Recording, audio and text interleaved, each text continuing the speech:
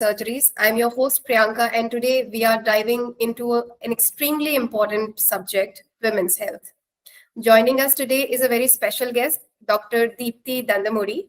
She is a gynecologist and brings with her over 17 years of experience.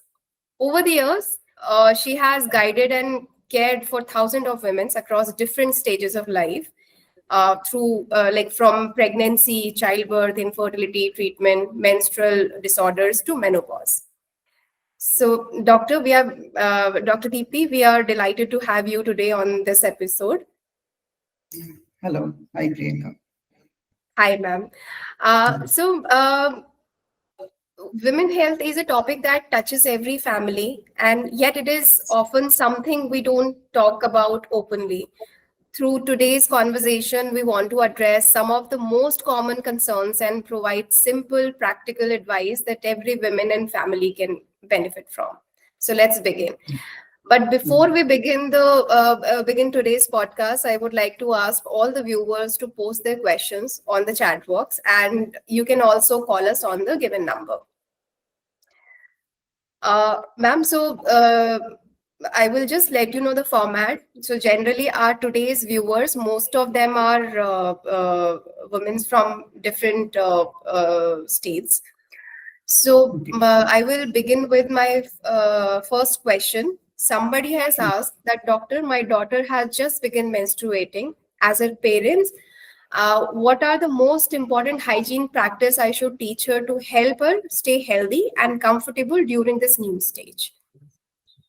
Yes, when a girl starts menstruating, I can say that it's the most important phase in a girl's life, later on in a woman's life also. So especially the mother, she plays the major role in a girl's life. I can say that. So whenever a girl starts menstruating, we have to give moral support to her, and we have to tell her or advise her that she will be having the regular menstrual cycles for many years. And we should also advise her she may have the headache and all those things. And regarding the personal hygiene, we have to advise how she has to use her regular sanitary pads, and how frequently she has to change. For example, I do advise girls to change her sanitary pads for every 4 to 5 hours at least. And we have to make ensure that she has to clean the private regions with simply water or just normal plain soap like that. She should not use any strongly smelled like a Savlon, yeah, Dettol soaps like that, etc. She should not use any strongly smelled liquids over there. Only these things we need to tell her.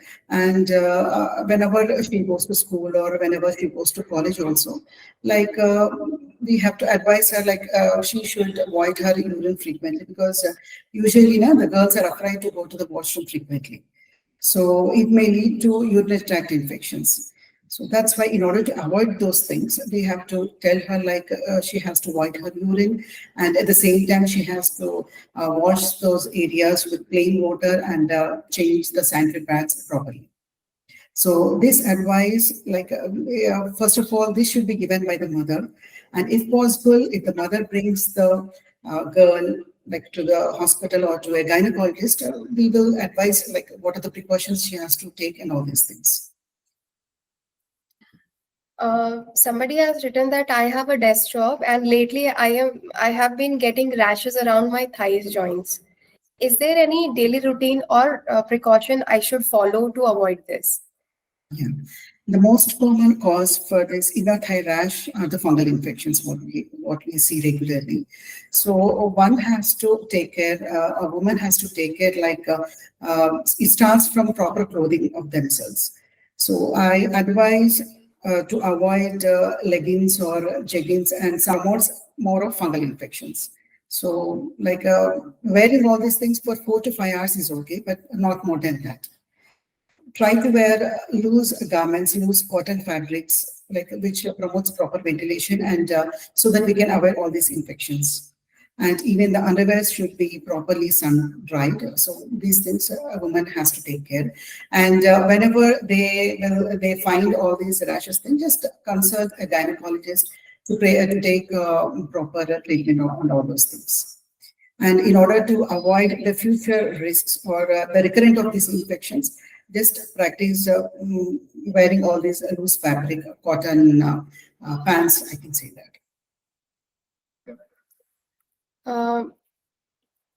So there is one of the common question that we hear from concerning mothers, that somebody has written that my daughter is 9 years old and has already started menstruating. Is it normal or periods to begin so early these days, perhaps due to lifestyle changes, or should I consider getting her checked? Yeah. First of all, like when a girl's getting secondary sexual characters, for example, hair under the arms and sometimes the bud development also. For a few girls, it starts from 7 years of age or 8 years of age. At that initial point of time only, like the mother should detect like what changes she's having, and then better to take to a gynecologist or an endocrinologist, so that like we may delay the menstrual cycle, because for a normal girl, the normal menstrual cycle, it starts from around 13 to 40 years of age. So before that, like before 10 years, we do consider it as a precocious puberty. What we say, the terminology is called precocious puberty. So usually the girls are not even mentally prepared, even physically they are not prepared to get the menstrual cycle so early. So whenever mother starts observing in a child all these things, the hair and also the breast birds, like better to consult a gynecologist or endocrinologist. But already if a girl starts menstruating, like we can't do anything but give moral support to the girl, the 9-year-old girl. Like we have to teach her that she will be having these regular cycles at least monthly once for many years in her life. And also we have to tell her that sometimes she may have the chronic pain, the back pain, or sometimes even the abdominal pain. If the pains are severe, yeah, you need to consult a gynecologist and can take medication. But if the pains are bearable, like we have to give a support to her that we have to bear all those pains.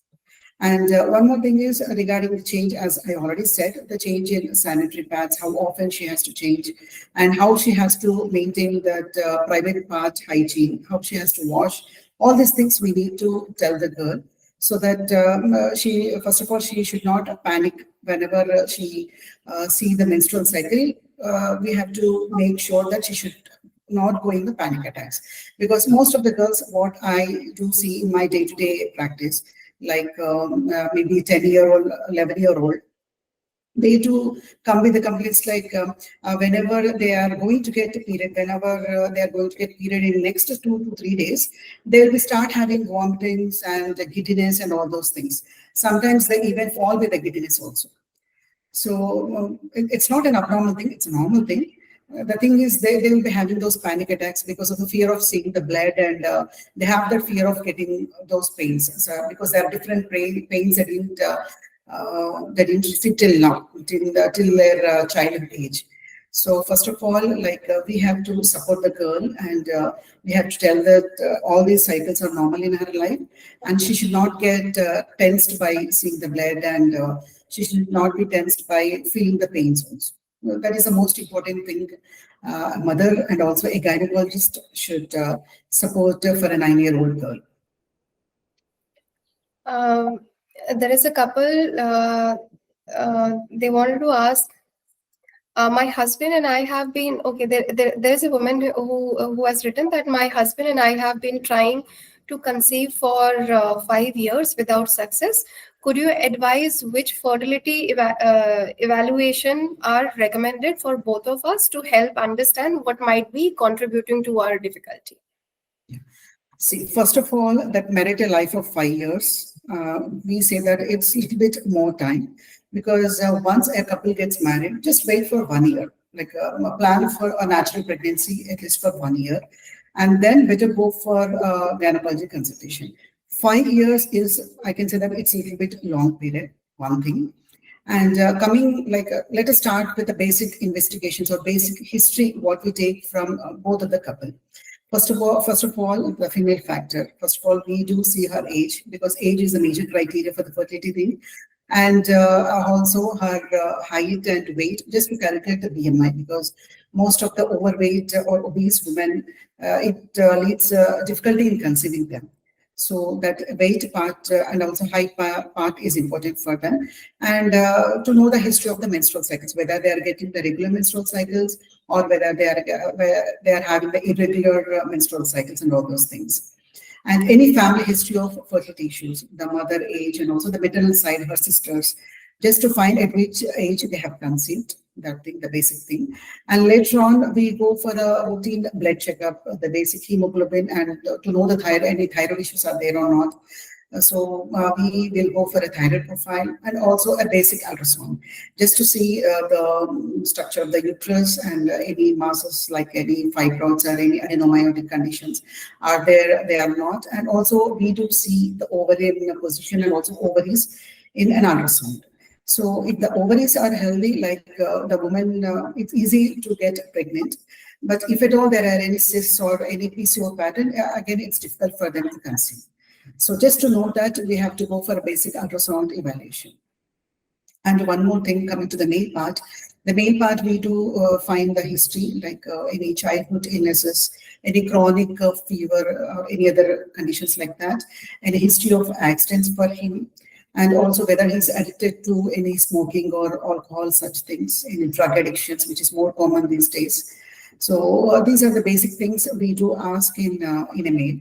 And even we will write few investigations to the male partner also. That is the same, the hemoglobin and thyroid. And we do as advice for a semen analysis. So we do count the sperm count in them. So for that, we do advice for a semen analysis. So these are the basic tests what we advise for a female one and also for a male partner, just to evaluate like why they are not getting pregnant since a long period. These are the basic tests like we do advise for the couple. So, doctor, as you rightly said, that somewhere it is our lifestyle that causes infertility in most of the cases. There is one patient who writes that I'm 30 years old and have been told that my weight is contributing to difficulty conceiving. Could obesity be the only reason, or are there other possible causes of infertility I should be aware of? Yeah. See, first of all, the age criteria. See, once a woman crosses 25 years, I can say that, like there will be many issues regarding the ovaries and also sometimes the tubes also. And one more thing, the age is the primary criteria. As you said, the weight is the most important criteria for the pregnancy itself. If the woman is, her BMI is crossing, I can say that if it is crossing 25, so which it comes under the overweight part. And BMI, if it crosses 30, then it comes under the obesity part. So like most of the women will have this hormonal disturbances, whether it may be thyroid thing as a hypothyroidism, which is the most common thing, or else the polycystic ovarian pattern, what we do see in a regular scan or something. So the weight is, I can say, the most important criteria, like for the fertility issues, because of the hormonal disturbances what we see.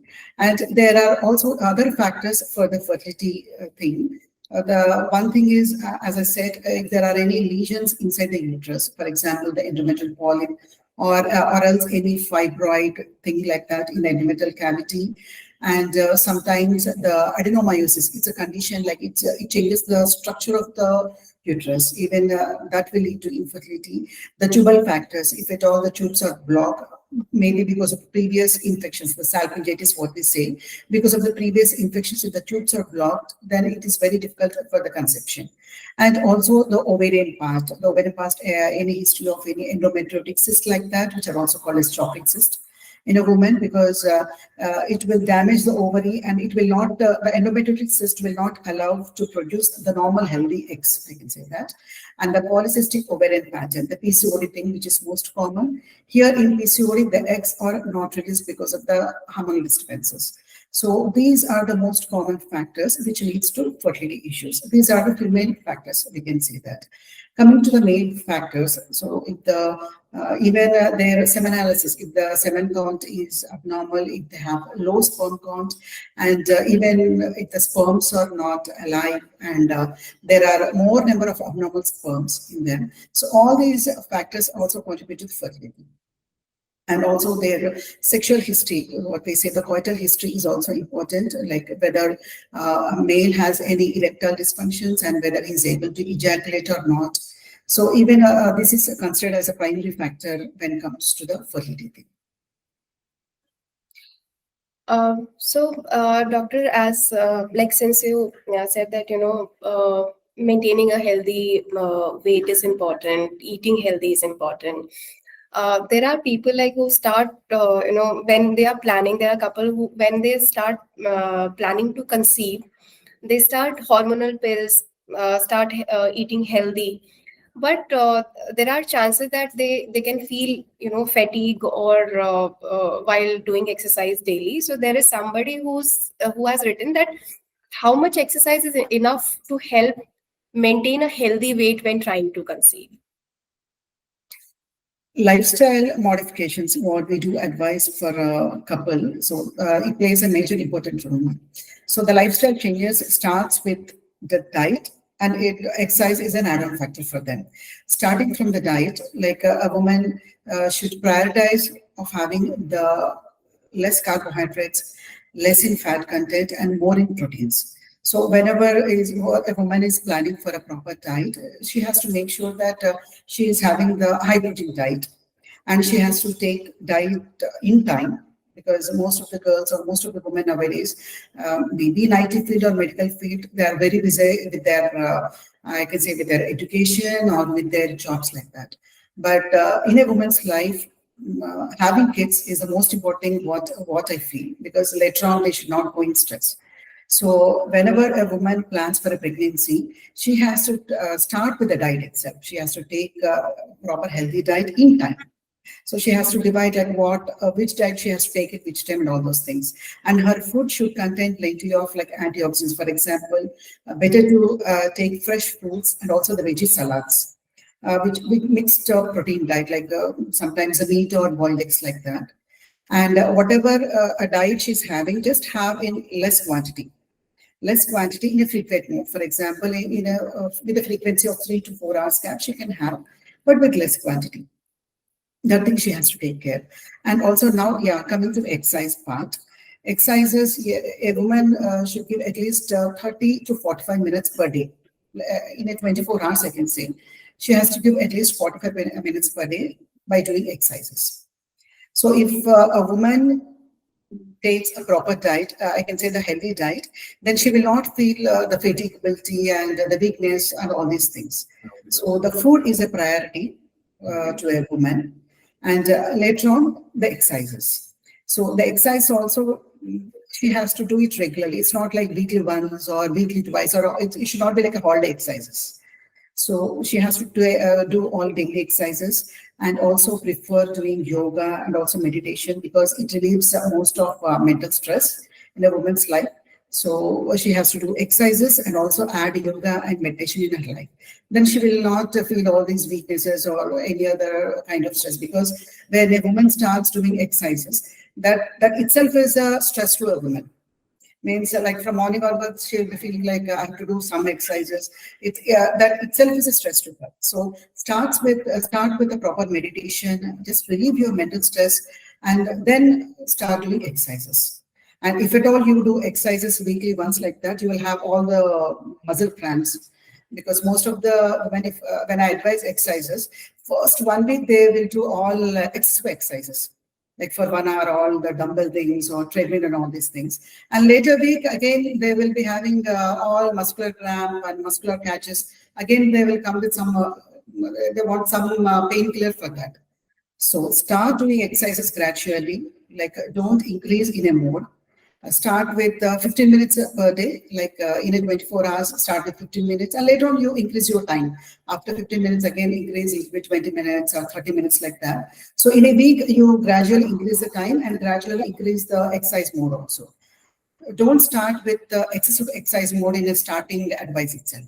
Just start gradually and just increase your time and also increase your exercise mode also, like in a gradual way.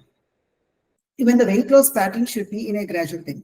We should not put a target like in a month I have to lose 5 kgs or in a month 6 kgs like that. That is quite stressful for the couple, for the woman also. So just plan like a monthly, at a starting month, plan for 1 kg and then increase by 2 kgs. So plan for like in a month, let me lose 2 kgs. So let it be gradual. I want to tell that let the weight loss pattern should be gradual. And even the exercise pattern should be a gradual increase in the exercise pattern so that a woman will not feel all this fatigability and even the muscle catches also we can prevent by doing all these exercises. Okay. So, doctor, there is, I think globally, most of the expecting women, they, aim for vaginal birth or natural deliveries. But I wanted to understand from you, like, what are the factors when, when a doctor advises that, when is vaginal delivery can happen, when, there are chances of natural delivery and when there should be a C-section, because it is not, it is something which cannot be predicted. So, yes. Like when the doctor suggests, when that the delivery can happen naturally or C-section is required. Yeah. See, vaginal birth, it's called as a natural delivery. Means it's a natural thing what a woman will acquire. I think everyone know, like from our mothers or our grannies or grandmothers, everybody used to have the normal deliveries. These days, cesarean section got increased. That is purely based on our lifestyle only, because nobody wants to work. I mean to say the household work. Everybody are busy with their professional work and they are not doing proper household work. I do advise like proper household work itself is a good sort of exercises to a woman. And the primary factor, like for having vaginal birth, the primary factor that a woman should not gain more weight gain during the pregnancy. We have a cutoff like it should be like around 10 to 11 kgs of weight gain in the pregnancy is normal thing. That thing we have to take care by having the proper diet. As I said, that high protein and low fat diet. And also starting from first month itself, starting from the conception, I do advise my antenatal mothers, like first 3 months, I do advise like proper walking. I can say that walking, not excessive exercises, at least upper body exercises, but the walking for at least 30 to 45 minutes of walking should be mandatory for all pregnant mothers. And after the third month, like after 12 weeks onwards, I do make my antenatal mothers start doing exercises, like my physiotherapist support or else even I do teach my mothers. That is, they should start doing antenatal exercises from 4th month itself. At least they have to spend half an hour to 1 hour for the exercises. And the walking is also, it is also included, like along with the exercises, she should also do walking. At least 1 hour per day. That thing we have to take care. And these exercises should be regular from 4th month onwards. See, once in a while, if she skips, that is fine. But from 4th month onwards, she has to continue till delivery. And sometimes I do advise them to do the household work, for example, just washing the utensils and brooming or mopping, something like that. Even those are, I can say that those are the best exercises for a woman, because we do, even I don't do personally, but doing all those exercises now, like sometimes we will not feel pain also by doing all these things. It's like a diversion for every antenatal mothers. And there are many exercises also, like starting from 4th month onwards, every month as it changes, even the exercise things also changes. So that thing we need to learn. And even though you're busy working, busy professional, you have to spend time for yourself and your kid. That is final. Because in a 24 hours, we have to spend at least 2 hours for ourselves. So just kindly spend at least 1 to 2 hours for exercises and also for the walking during your antenatal period. So later on, as the pregnancy increases now, you will not find even that muscle catches or the abnormal cramps or abnormal back pain and all those things you will not feel during pregnancy if you start doing these exercises. Because sometimes now these ligaments will be relaxed by doing few exercises.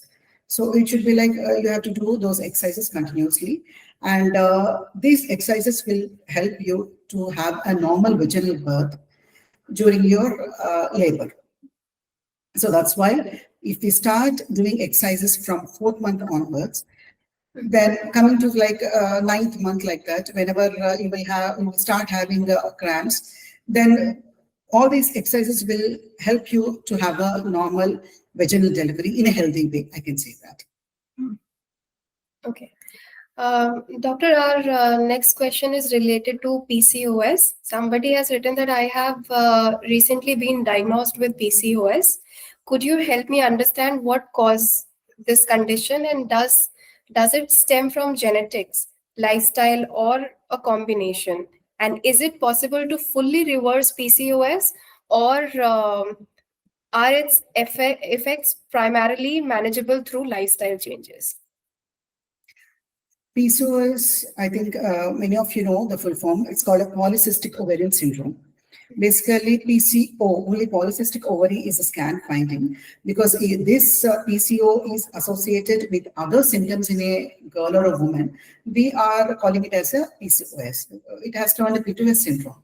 This is more common nowadays because in my private practice, I do see like out of 10 girls or 10 women, I do see like at least six patients are having these PCOS symptoms. So causes, we can say like one rare cause is a genetic mutation.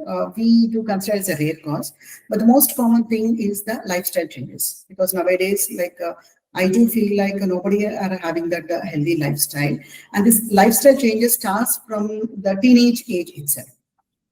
It starts from a teenage age. So in my day-to-day practice, when I do see a PCOS woman, I'll be asking their lifestyle history from the teenage age itself. I mean, from the menarche age, whenever they start menstruating now. So from that age itself, I'll be asking history. So most of the women, they say like they have undergone through childhood stress. It may be an educational thing during 10th class or intermediate like that. It's an education thing. And also diet. Especially like a few girls, they study in hostels, they won't be having a proper healthy diet.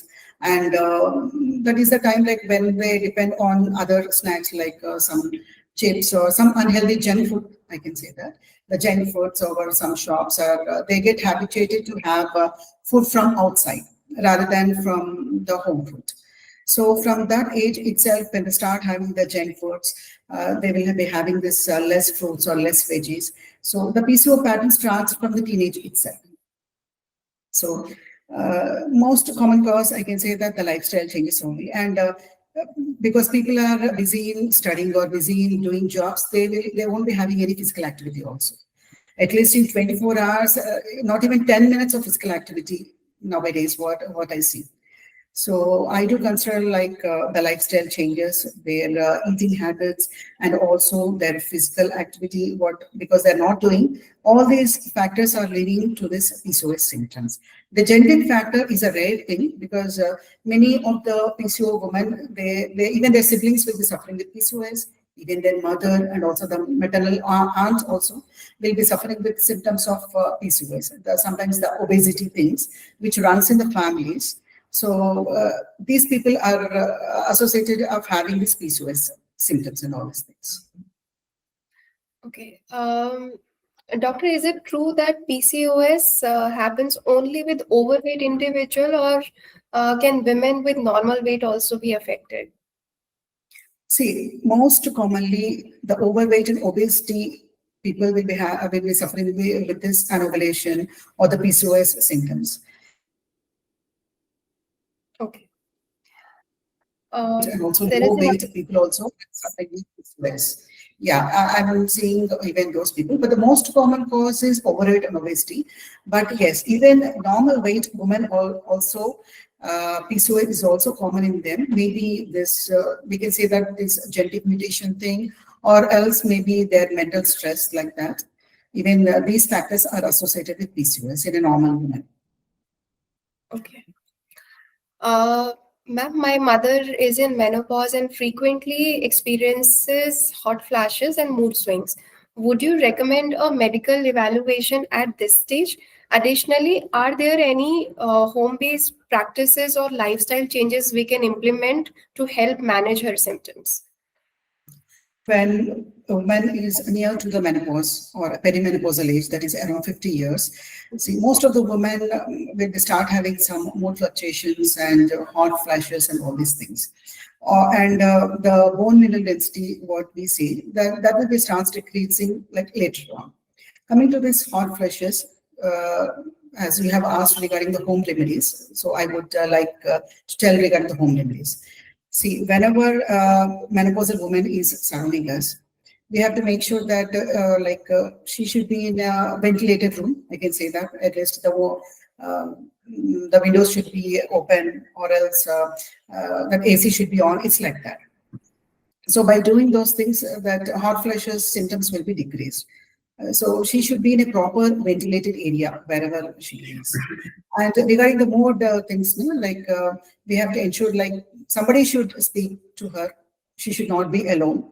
That family support should be there for a menopausal woman. We have to understand that these mood fluctuations are common in them, and we have to bear all those. The family members should bear all those mood fluctuations, and we have to take her out to some other places so that she gets alleviated, and so that she will not think much about a few things.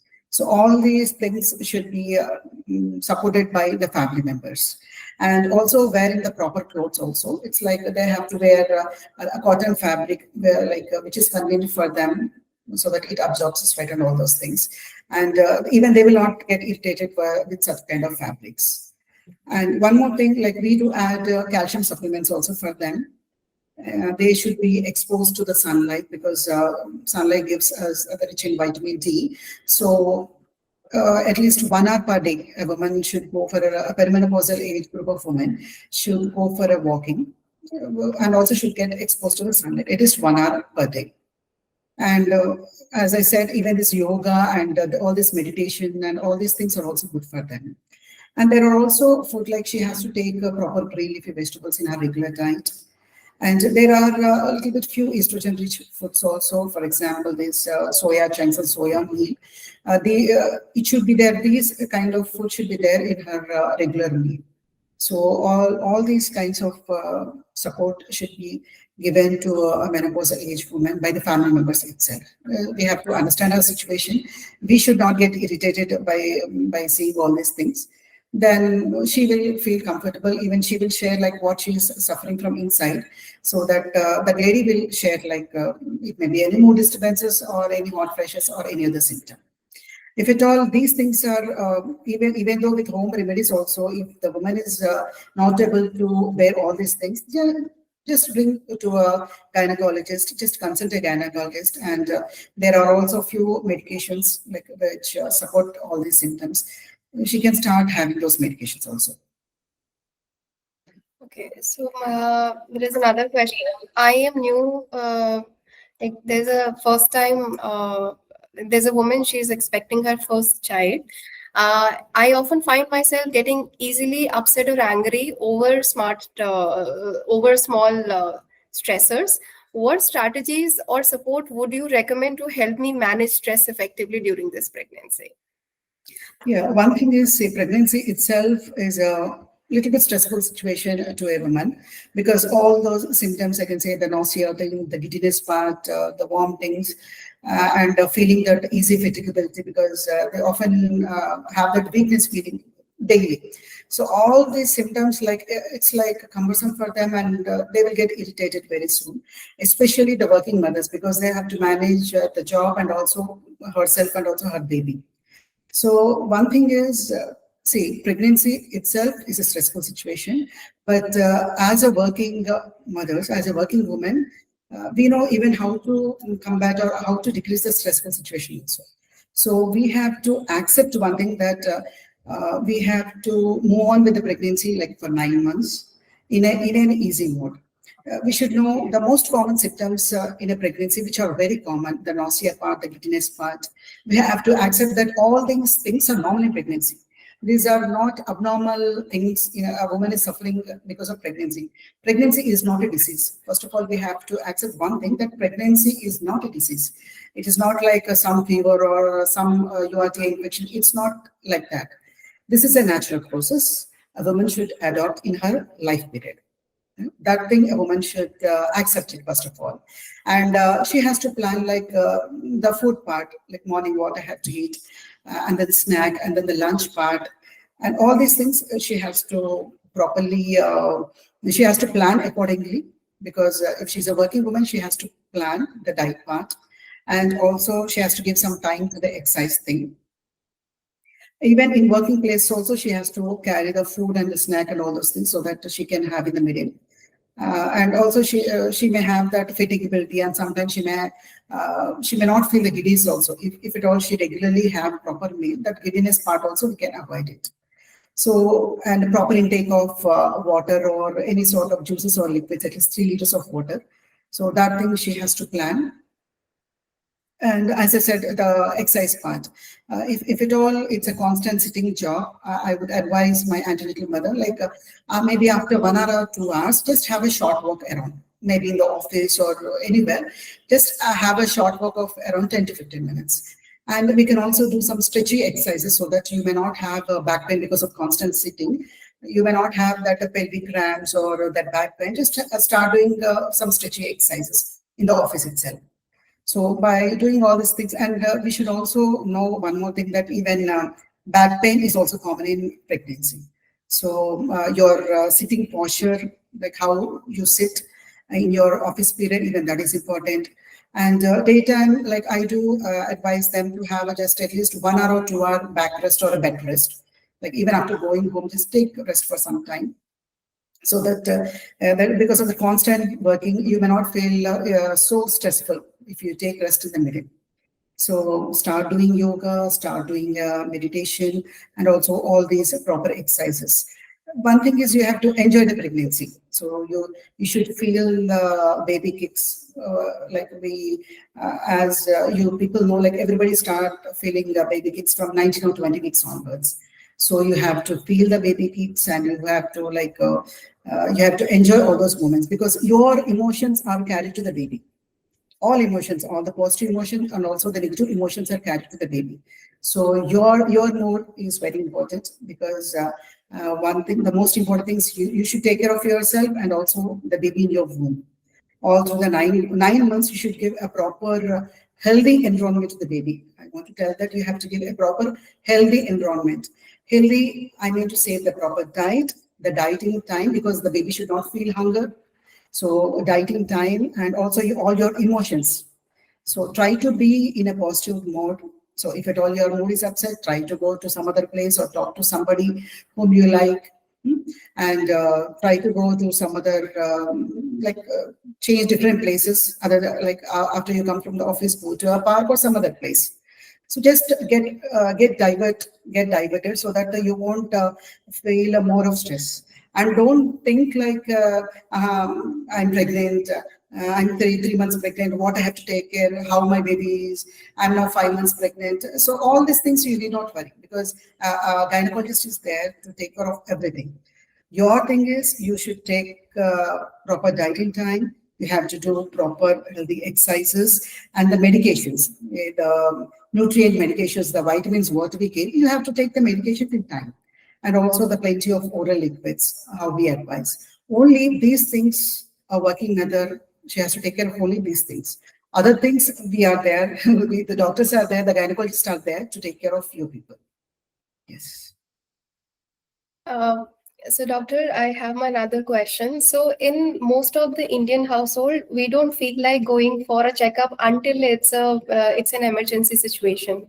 So, like, are there any key routine health checkups that everyone should prioritize, especially when we talk about women? Yeah. See, a girl, what I feel is when a girl starts menstruating now, like from the teenage itself, I would like to advise mother, like, just bring for one visit to a teenage girl, so that we, like as a doctors, we can advise them which is normal, which is abnormal in them. Because most of the girls now, they will feel like if they're having some sort of white discharge, they feel it as an abnormal thing. They will go to some non-professional quacks, the local doctors. They doesn't have this knowledge like which is normal, which is abnormal. They will start a few antifungal agents or some other antibiotics, where again this discharge things will increase. So what I want to say to everyone, like whenever a girl starts menstruating, just whenever she's free, bring once. We will make her understand that how the cycles are normal, because most of the girls now, when they come for a checkup, like after 2 3 years after starting menstruating, their hemoglobin levels will be very less, at around 7 grams, like that, because normal hemoglobin is 12, at least 11. But they come with 7 grams. They are unaware, like how much bleed they should have, what is the pattern of bleeding. The girls are unaware, even the mothers are unaware. So they will be having heavy cycles like that only since many years. They will be considered as a normal. This cycle is normal. And finally, they will land up in severe anemia, or the nutrition deficiencies, the giddiness, low blood pressure, all these things. So just to make them ensure, or to support them, we will advise, see how much bleeding pattern is normal, when the white discharge comes, when it doesn't come, what sort of discharge is normal, and the breast heaviness, are they normal or abnormal? All these things, all the normal things, and also the abnormal things, we will teach the child, or else the teenage girl, and also the mother. And after that, then the marriage time, we can say that. When the woman gets married, when a woman gets married, whenever she comes, then we will advise, like how they have to plan for healthy pregnancy, because they need to take few prenatal vitamins. They are the preconceptional vitamins, so which they have to start prior to the pregnancy plan itself. So we do call it as a preconception counseling, and there are few basic investigations we do at that time. So when a woman gets married, just better to come at one time. And one more thing, these days, I think everybody heard about this HPV vaccine, the HPV-related vaccines, which are given to prevent cervical cancer. Our Indians, cervical cancer is the second most common in India. First is the breast cancer, and the second is the cervical cancer. So that is the reason we have started giving vaccines from the age 9 years itself. It is given between the age group of 9 to 45 years age. So even the teenage girls, we need to give the vaccines before their marriage, because it is 95% accuracy. So before marriage, it is better to have this HPV shots. So better to bring at that time. And after marriage, as I said, the preconceptional counseling. And after a woman gets pregnant, then as usual, they will get all the pregnancy checkups. And later on, when a woman turns into 30 or 35, if at all they have any abnormal thing, they can come down. And most important thing, in order to detect these cervical-related cancers or infections, there are few tests, like the screening test, what we say. Regarding the breast cancer, we do some screening test, which is through ultrasound, breast ultrasound or mammography, like that. And also for the cervical cancer, also we are doing few screening tests, which is called as a pap smear. So we are starting this screening test starting from 21 years age.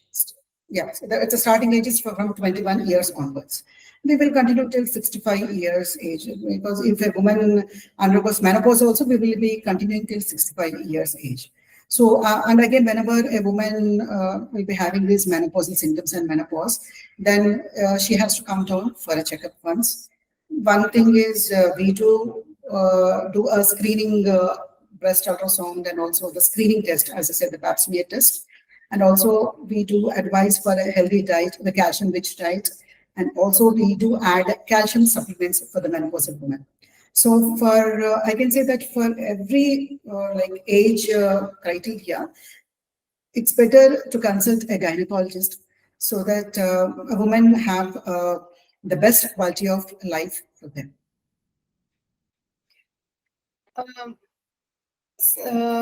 Doctor, before childbirth, my menstrual cycle used to last around 5 days, but now it's only 2 to 3 days. Is it normal, or could it be a postpartum change? See, after a childbirth, like there are few changes in the body itself, and also in the ovaries. There are few hormonal changes also. Usually, after childbirth, anovulation means the eggs are not properly released after childbirth. So based on that, the hormone levels are low at that time. The menstrual pattern also changes. Usually, this 2 to 3 days of duration is not at all abnormal. You need not worry about the duration. Sometimes people will be having even 1 day. Even you need not worry about that, because after delivery, this type of cycle pattern is quite common in a post-delivered woman. So just don't worry about the duration of the cycle. Doctor, I got my first period 2 months after delivery, but now it's been 6 months without one. I'm still breastfeeding. Could this be normal, or should I be concerned about something serious? After childbirth, because the woman will be lactating the baby, as I said, the anovulation, they won't be, like, the eggs are not properly released in them. So the irregular cycle is very common in them. They may get frequent cycles, or else they may get after 2 months or after 3 months also. So after childbirth, we do wait for 1 year at least. You have to wait for 1 year and just see like whether you're having any abnormal. See, the cycles are like once in 2 months or 3 months. Just don't worry. But if you are having heavy bleeding, means if you change a pad once in 2 to 3 hours, then just come down to us. If at all the cycle period is irregular, just don't worry.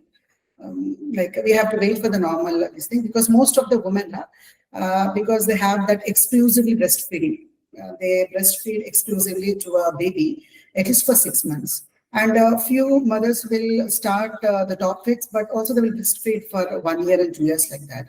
So as long as you breastfeed your baby, this cycle irregularity is expected to you. Even after 1 year of the childbirth, if you're facing the same thing, the same irregularities, then just consult a gynecologist to come to us, then we will help you with the medication. Okay. How long should a baby ideally be breastfed? My child is now 2 years old. Up to what age is breastfeeding considered normal and beneficial? Exclusive breastfeeding, what we say, exclusive means you should not give even water or any other thing to the baby. This exclusive breastfeeding is, we have to give at least for 6 months to the baby, 6 completed months, I can say. And after 6 months, we do add some other topics we do add with the fruit and all these things, with the rice part and all these things. So, one more thing is, for at least 1 year, if the infant attains 1 year, we should not add any animal source of milk. So breastfeeding till 1 year of age is the most important thing. And after that, it depends, like it's up to the mother, because after 1 year of the baby's age, there won't be any proper nutrients in the mother's breast, I can say that. So like, you may continue till 2 or 3 years, but the thing is, you have to improve the proper food, the fruit, whatever you give, the fruits or the rice part. So we have to improve the other diet. We have to make them habituated to the solids, to the baby, so that the proper nutrients and all those things will reach the baby. I can say that after 1 year, there is no point in the breastfeeding is not so important after 1 year of age. Ma'am, my baby is 7 months old, and I often feel pain when lifting him, especially in the morning. This pain started after childbirth. Is this normal, or will it go away with time, or should I get myself checked? After childbirth, like, one thing we have to take care is the diet part, what you're taking, the proper healthy diet.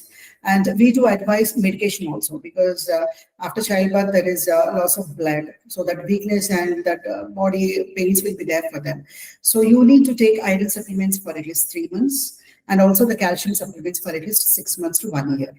And we also do add the protein powder, because that weakness and the body pains and all those things are common for a lactating mother after delivery. So you have to take these supplements, the iron, calcium, and also sometimes the multivitamin supplements. And your position of feeding is also important, because most of the mothers now, like while feeding their babies, they will not take care of the position. You have to sit in you have to take some back support. You have to sit in a straight position. You have to make sure that your spine is straight and your baby is near to you. Like, you should not bend too much and feed the baby. All these things matters, because whenever you bend frequently now, all your back muscle will go into spasm. Maybe that is the cause for the pains also, the muscle pains and the back pain. So that thing you have to take care. Your posture is important while feeding after delivery. And one more thing you should take care, that you should not gain more weight. Have a proper healthy diet, plenty of liquids, and also you have to start doing exercises from 1 month after your delivery itself, so that you will not gain more weight and all your muscles are in good condition. Sometimes this abnormal muscle catches will be there. That may be due to our abnormal posture. And also, as I said, that they won't take care of their weight after a woman delivers. They feel like this more weight is common in this period. It's not like that. Start doing exercises within 1 month after delivery itself.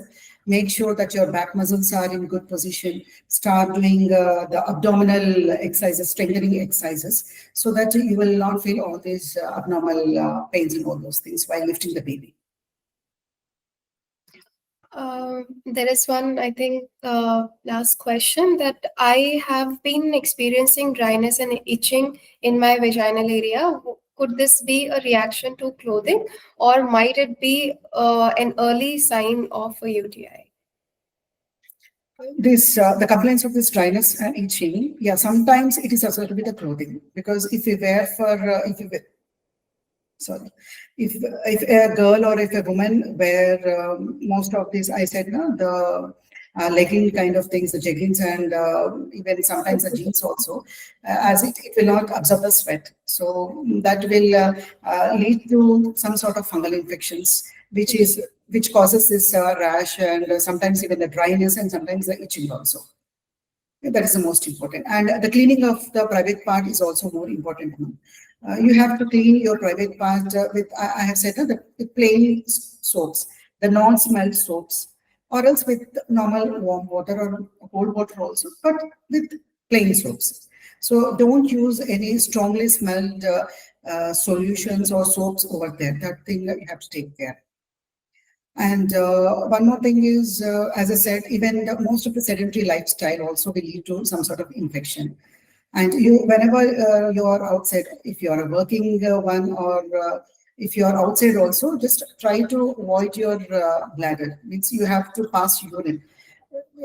Many girls will have that fear of having that, if you go to outside washrooms, they will be having any sort of infection or like that, and they will hold the urine for a very long hours.